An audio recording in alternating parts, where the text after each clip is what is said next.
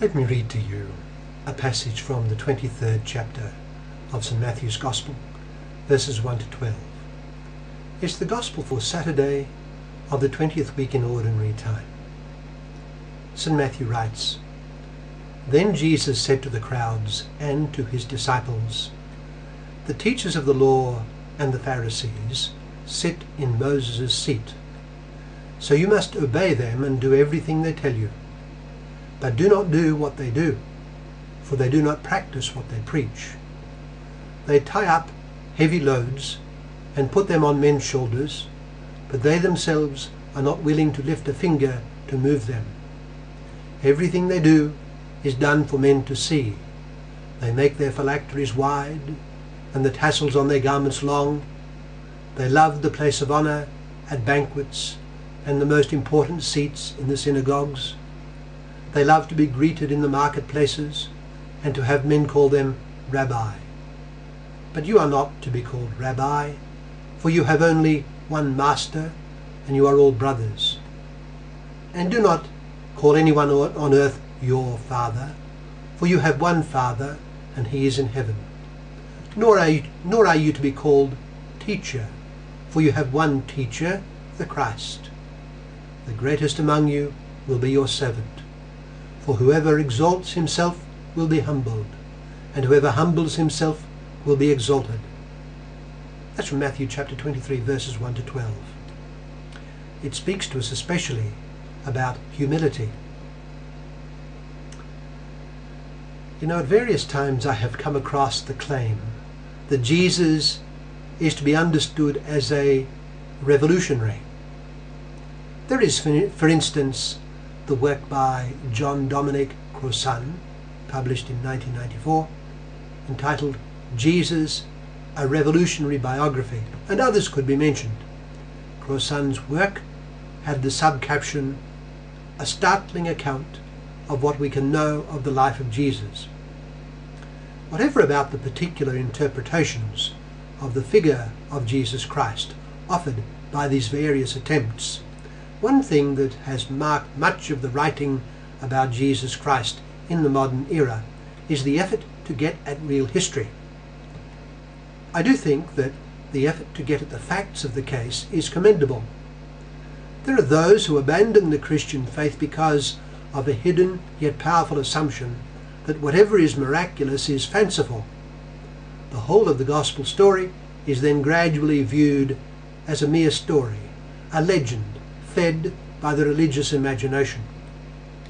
In such cases it is wholesome to gain a sense that the gospel is a matter of historical fact. What becomes problematic is a divorce between the so-called Jesus of history and the Jesus of faith, meaning the Jesus of objective Christian dogma. If we are talking about a revolutionary Jesus, and I'm not here commenting on Crossan's work, then we could have someone other than the real historical Redeemer of man. By his death, Jesus Christ delivered mankind from the power of sin, those, that is, who accept in faith this deliverance which he effected. The revolution he achieved was, at the most fundamental level of all, man's prospects for authentic and heroic goodness of life. But the revolutionary Jesus that has at various times been imagined is of one who profoundly upset the apple cart of the existing religious and social order in Judaism of the time. In the process, he lost his life. The existing order of things was too much for him, and he died a perennial hero of the noble conscience of man. The gospel text that occasioned this view of things is exemplified in our passage today from Matthew chapter 23, verse 1 to 12. The Pharisees, a most respected class in contemporary Judaism, are condemned by him for their practices and their motives. Jesus pitted himself against the existing powers and nobly lost out.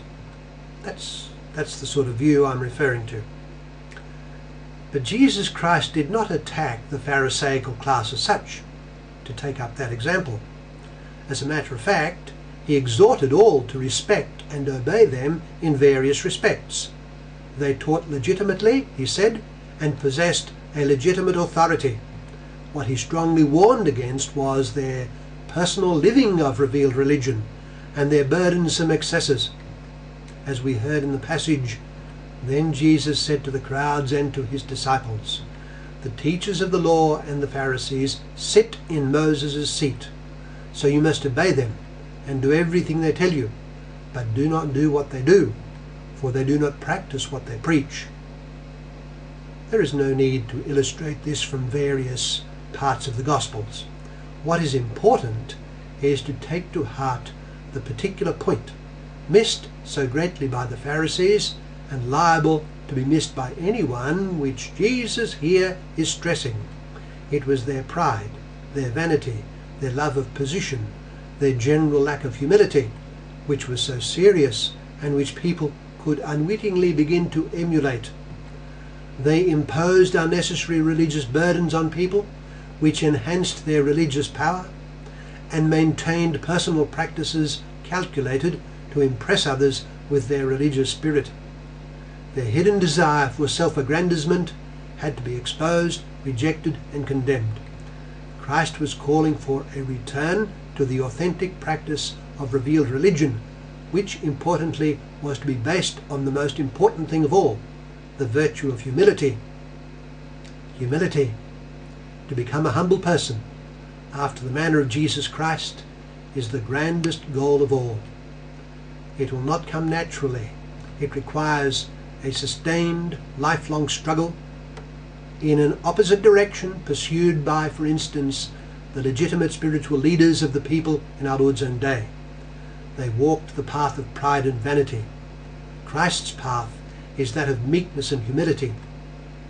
This indeed could be said to be the most striking virtue of the heart of Jesus Christ. He was utterly and profoundly humble. "Come to me," he said, "all you who labor, learn from me, for I am gentle and humble in heart, and you will find rest for your souls." Among the many things the disciple of Jesus Christ must learn from his master, one of the most important is humility. Let every person seek to be humble, humble in service, after the manner of Jesus Christ. Let us study him. How are we to acquire this virtue? Christ gives us the key. "The greater among you will be your servant." A constant spirit of genuine service deepens the virtue of humility. Christ is precisely the suffering servant, long predicted. He came to serve and not to be served. We must not elevate ourselves above others. We must not, as I said, elevate ourselves above others, expecting them to serve us. As our Lord says, whoever elevates himself will be humbled, and whoever humbles himself will be elevated. Matthew chapter 23, verse 12. If there is anything we must gain in life, it is especially the virtue of Christian humility.